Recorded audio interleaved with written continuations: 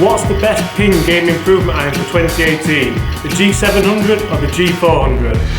Let's find out. The ping G400 has been around a couple of years now, maybe 18 months, and it really did fill the gap that the Ping G series left. As you'll see with Ping and with most other brands, they always continually develop and rebrand the clubs so that they're going to have a player's iron, a kind of mid iron and a game improver iron. So with Ping they have the iBlade, they have the i200, the G400, and now they've got a new kind of echelon of club, of game improvement club, the G400.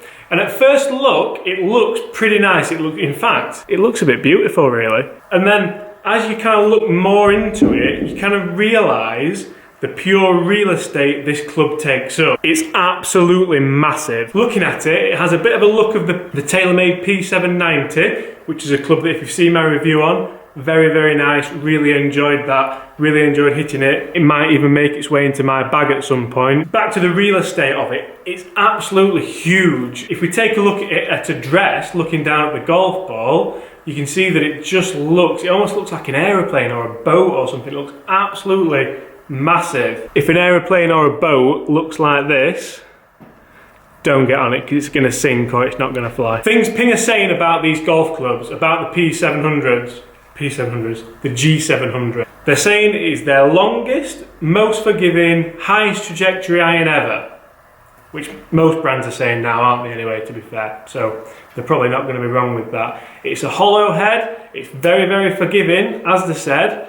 Let's take a look, let's hit some shots and let's see exactly how far it goes, because looking at it, it looks like an absolute powerhouse. So it'd be interesting to see how far they go in relation to the P790s, those other kind of game improvement irons. Also, it'll be interesting to see the difference between the G400 and the G700. If you've bought a set of G400s, you went and got fitted for them last year, do you feel a little bit cheesed off that the P700s, the G700s have come out? If I was in that scenario and I'd just spent £800–900 on some G400s, I might feel a little bit aggrieved that Ping snuck these out there. Bit naughty really. Let's see how they perform differently. And also, can anybody tell me, what's that for there? I've taken it out already and it doesn't really show anything, it just leaves a big hole in there. So I know the P790s have got the same little thing, so comment below if you know what that little screw's for. I'm going to start with the G400, I'm going to hit 3, 4, maybe 5 shots, try and get some good strikes and also some bad strikes. That shouldn't be too hard, should it? And from there, let's compare it to the G700, got it right that time, G700, and see what the differences are. I've got both clubs in standard length, I've got them in black dot, and I've got them in Project X 6.0, which is a shaft that I've been fitted for every time I've been fitted for a golf club. So they should be about perfect for me. One thing I would like to mention is just how good Ping's fitting system is. It's definitely one of the best out there. Really easy, really simple to understand for you, the customer, and for me, the G400 game improver. What are we saying? 7 iron. Good swing, good strike. Wow. Tiny bit high right, as you can see there. 178 carry. That'd be far enough for me, to be fair. If the G700 goes further than that, I'm going to be questioning the playability of the clubs.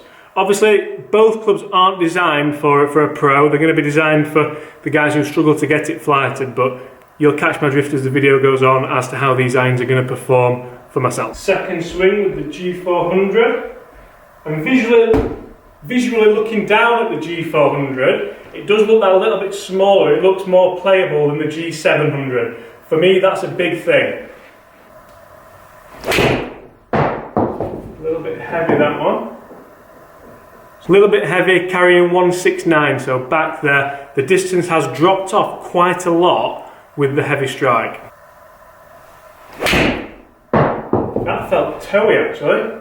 So that one felt quite toey. It's out there, tiny bit of a draw, not bad. The dispersion on these, I must say, is very good.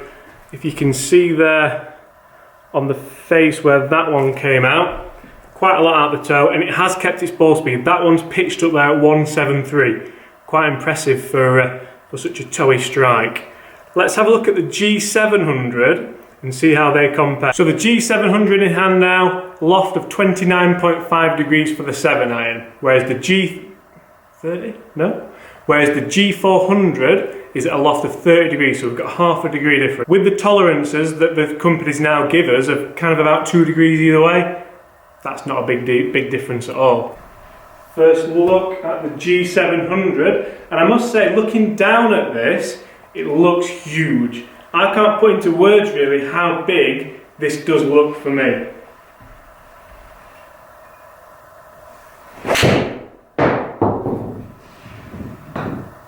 Wow. Nice high draw, and I'll tell you what, I'm going to show you this. 185 carry. It's a little bit silly really, it's almost a little bit too far. If we talk about the loft situation, so the loft on these golf clubs, we're going to call them 30 degrees for the sake of 0.5 degree. The lofts on my kind of Titleist that I use for a 7-iron is 35 degrees, that's a 5 degree difference. It's a massive difference, not to mention all this kind of thing you've got on the back there. We know it's a game improvement iron, but are the companies taking it a little bit too far? Let's hit some more.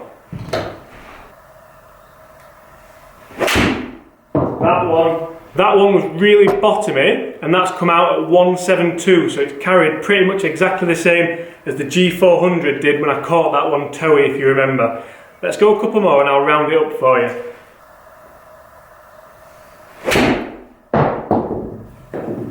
That's another one absolutely ripped, and it's out there again at 180 yards. These clubs are absolutely massive. If you're looking for that distance club, that game improver club, Ping are always very good in the marketplace. They're pretty much market leaders in that kind of circle. For me, if I'm going to look at either of these two clubs, either of these two clubs, I don't see how the G400 has a massive place anywhere anymore. If you're going to get fitted and you're going for either of these clubs, you're going for distance. This one goes further than this one. If you're going for distance, it's going to be G700 all day long. And I must admit, after I've hit maybe 3 or 4 shots with the G700, the size of the head doesn't really bother me anymore. I'm used to it looking big, I'm used to it feeling big. This is what I'm after. I'm after something that fills me with confidence.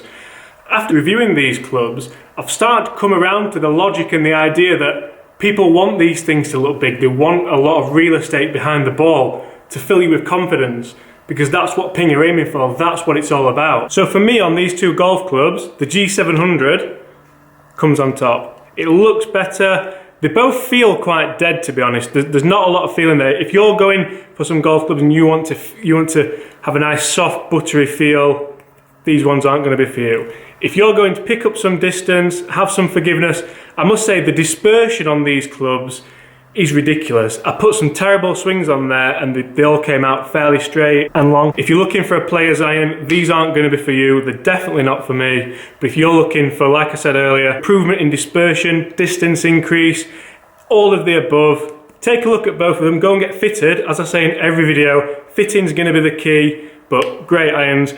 Comment below if you would like to see me put these against the TaylorMades, against the Titleists, against the Callaways. I know Callaway Rogue have had a good write-up for their game improvement clubs this year, and also against that P790, because that seems to be beating everything in fittings that I'm doing this year. Guys, thanks so much for watching. If you haven't already, make sure you subscribe. All my social media links are just at the bottom of the screen. See you soon.